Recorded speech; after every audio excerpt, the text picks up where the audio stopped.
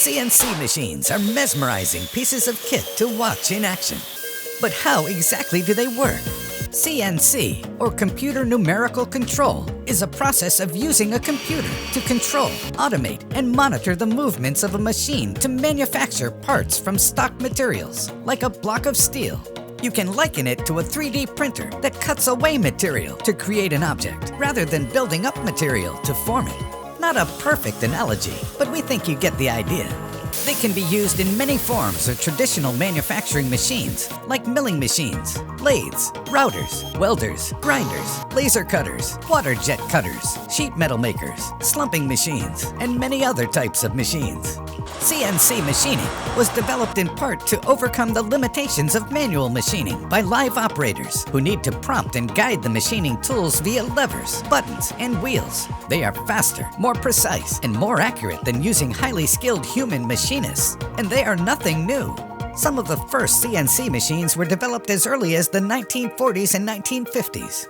These early machines took instructions from punch cards to provide the instructions required to automate the machine. In industrial applications, CNC devices are usually onboard dedicated controllers. But for hobbyists, the CNC controller is generally an external PC or laptop, but not always. In either case, the CNC controller basically commands a series of motors and drive components to move and control the machine's axes, to execute a series of pre-programmed movements, to cut out and form something in 3D. Such systems can be incredibly sophisticated pieces of kit that constantly monitor and adjust a cutter's speed and position over time. Desktop CNC machines tend to be more compact, lightweight, less precise, slower, and less expensive than their industrial counterparts. But they usually excel at machining softer materials like plastic, foam, wax, etc.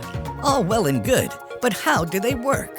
In essence, a CNC machine is a computer-controlled carving machine that can precisely control the cutting edge through a series of axes to create a 3D object or part. You will often hear them referred to as 2.5-axis, 3-axis, or 5-axis, which simply refer to the degree of flexibility that the CNC can manipulate the stock material and its cutting tools. The higher the number, the more directions the machine can work in, with 5 axes offering the greatest amount of flexibility.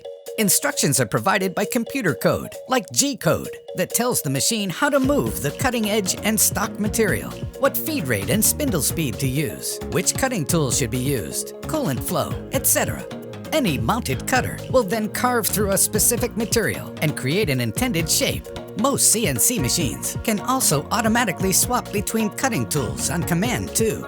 CNC machines tend to come in 3 main forms. The first uses basic drill bits that spins at high speed, makes contact with the stock material, and removes it where needed. The next use is lathes. These work in reverse to drills by spinning the stock material and cutting off material against a stationary drill bit or cutter. The third, and by far the most common, are milling machines. These use rotary cutting tools to remove material from a stock piece. They are the most precise and tend to be the go-to CNC machine for creating high-precision engineering pieces. Any removed material, usually called chip, is also removed and can usually be recycled later. Usually the CNC machine will be programmed by a programmer using CAD or CAM software to calculate the 2D and 3D paths required for any tool to follow to carve out the intended model. These software can also be used to design and build the model of the part in question to be CNC machined. Once a programmer has completed their programming work, the program is fed into a post-processor that turns the CAM program into another form of code that the CNC machine can understand. This code is then uploaded into a CNC machine, along with all the cutting tools needed, raw materials to be used, and work holding needed for the raw material. A machinist will then set the CNC machine into its automatic mode to start the program and make the piece in question. CNC machining is awesome, but it is not without its limitations. But the benefits of these machines far outstrips their shortfalls. For this reason, CNC machining will continue to dominate the automated manufacturing scene for some time to come.